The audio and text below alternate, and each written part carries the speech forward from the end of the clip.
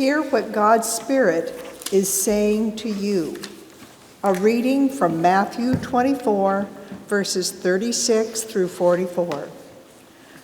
But about that day and hour, no one knows, neither the angels of heaven nor the Son, but only the Father.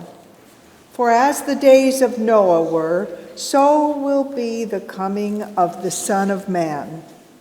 For as in those days before the flood, they were eating and drinking, marrying and giving in marriage, until the day Noah entered the ark, and they knew nothing until the flood came and swept them all away. So too will be the coming of the Son of Man. Then two will be in the field, one will be taken, one will be left. Two women will be grinding meal together, one will be taken, and one will be left. Keep awake, therefore, for you do not know on what day your Lord is coming.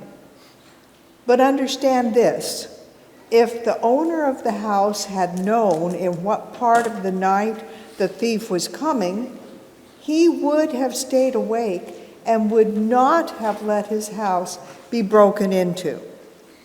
Therefore, you also must be ready, for the Son of Man is coming at an unexpected hour. Here ends the reading of words that give us insight on God. May God grant us wisdom and courage for interpretation.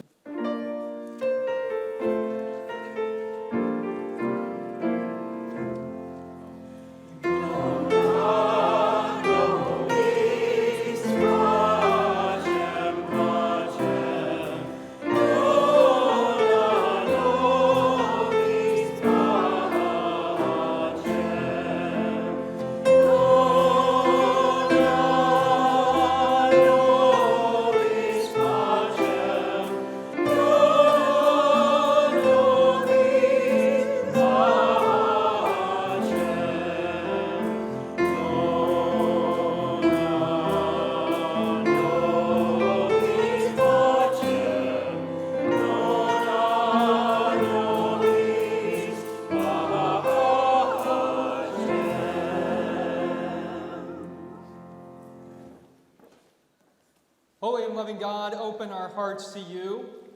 May we receive your hope, and may we go into the world to be hope bearers for a world that desperately needs something to look forward to. And now, may the words of my mouth and the meditations of each and every one of our hearts be pleasing to you and acceptable in your sight, O God, for you are our rock and our Redeemer. Amen.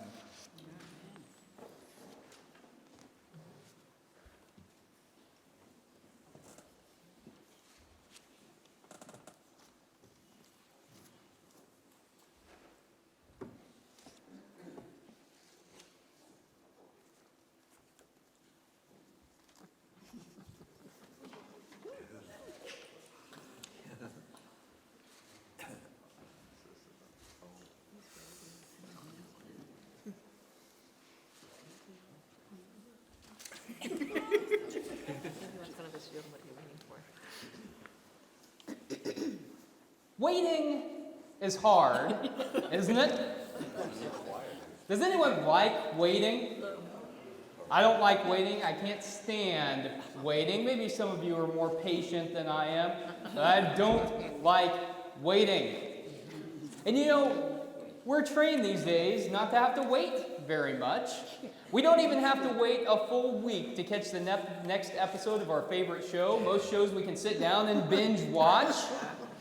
If we want to go somewhere, many of us can hop in our car, or we can pull out our phone and order an Uber or a Lyft. We even get a notification when they're here so we don't have to wait outside for them.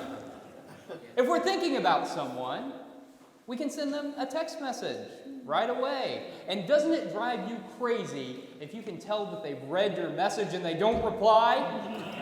Some of you are guilty of that, aren't you? We hate waiting. And if texting isn't good enough, you can pull out your phone. You don't have to go and get on a plane or ride in a car. You can FaceTime someone and see them right there. We don't have to wait very much. Whenever we're talking about life, we often say that waiting is the hardest part. Sitting in the unknown. And it is, isn't it? Waiting is hard. So tell me this, church. If waiting is hard, why do we have an entire church season built on waiting? That's just bad marketing, isn't it? You can see people sitting around and saying, you know what? People don't like waiting. Let's center this whole season of Advent on waiting and make people wait for Christmas. Waiting is hard. And yet, this season, Advent, we traditionally talk about being a season of waiting. But you know what? I don't think that's quite the right word, waiting. Because waiting implies that we stand idly by, we're passive, until something happens to us. And that's not what Advent is about. It's not standing idly by. It's a season of hopeful expectation. It's a season of preparation, making sure that we are ready for what is to come. That's what Advent is about. I mean, just think about this service, the hanging of the green service. It didn't just happen. People pulled out all the decorations. They made sure all the bows were straightened, all the wreaths were fixed, all the lights had been replaced, all the music was prepared. It was preparation to ensure that we were ready for the moment when it happened. As we've already heard today, the colors around the sanctuary have been changed to this light blue, which is the color of the night sky just before dawn, just before the sun breaks in and shares its light with all the world. Sounds theological, doesn't it?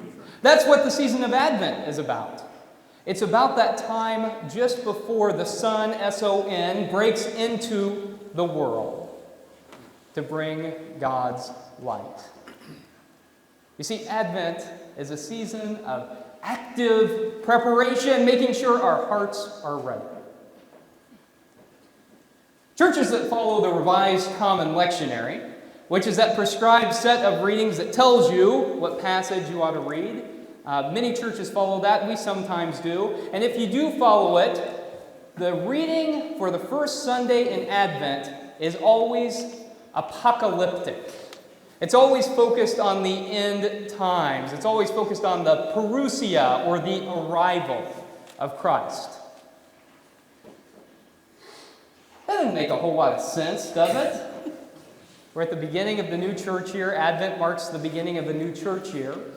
And we're getting ready for Christmas, and so you might think that we would start with a story about Jesus' birth, or the lead up to that. Why would we look to the end? This is what you get whenever you have something designed by a committee.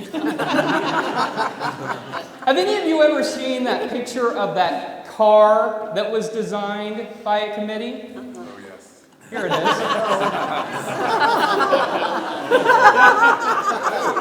This is what happens when you get something designed by a committee. It doesn't make any sense. Except that maybe it does make sense in Advent to look to the end. During this season, the season of Advent, we hear this story from the Gospel of Mathew. It was written about 55 years after Jesus had been crucified, and the community was getting tired of waiting. See, this community thought Jesus was coming on back during their lifetime. They thought he was going to come riding in on the clouds. It's been 55 years, no Jesus. And things weren't real great for them.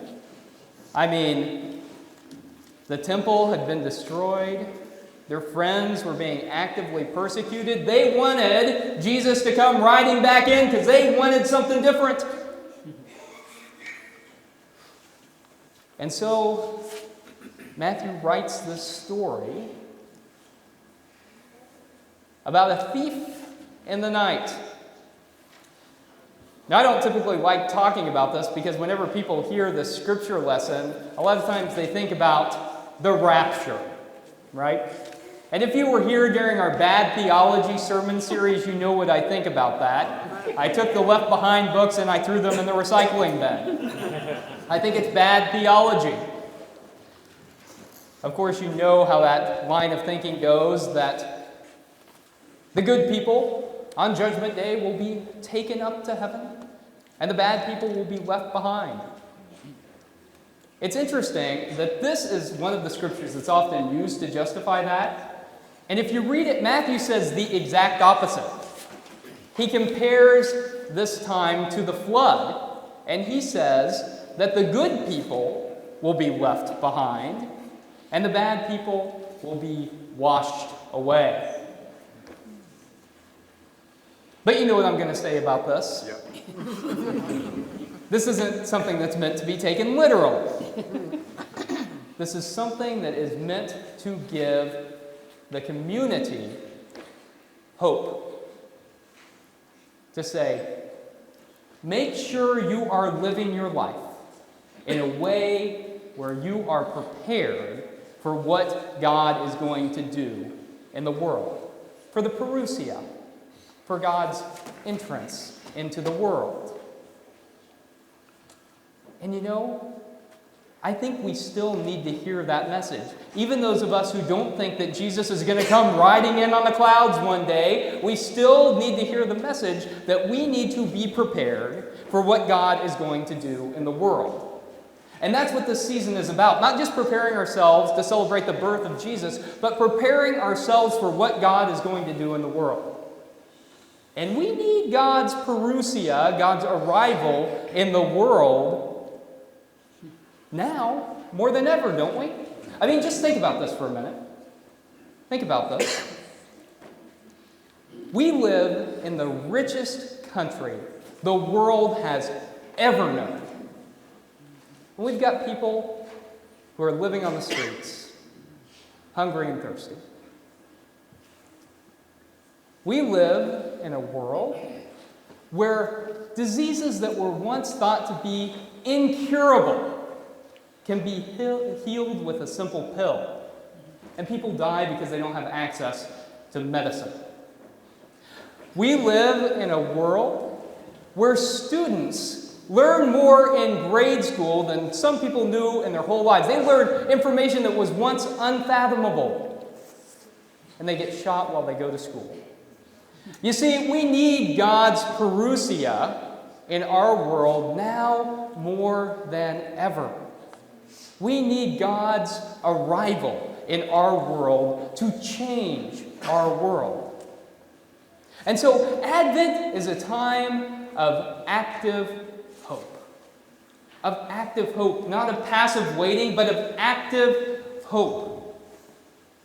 It's a time where we practice hoping. Author Sarah Bessey wrote, "Hope dares to admit that not all in the world is as it should be.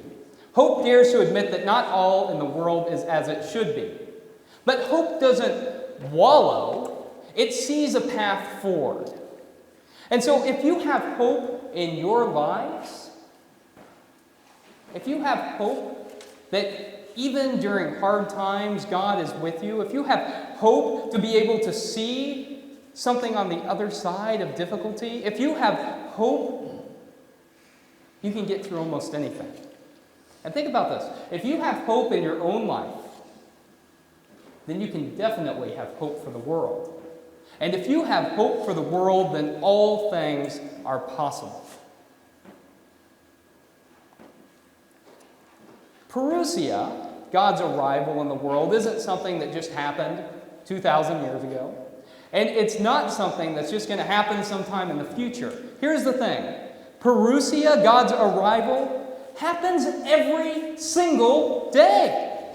Every single day when you go out in the world. Or let me put it like this. This is how one of our tweens put it in one of their recent sermon notes that they take at the back of the sanctuary. They said this: Jesus shows up when you show up.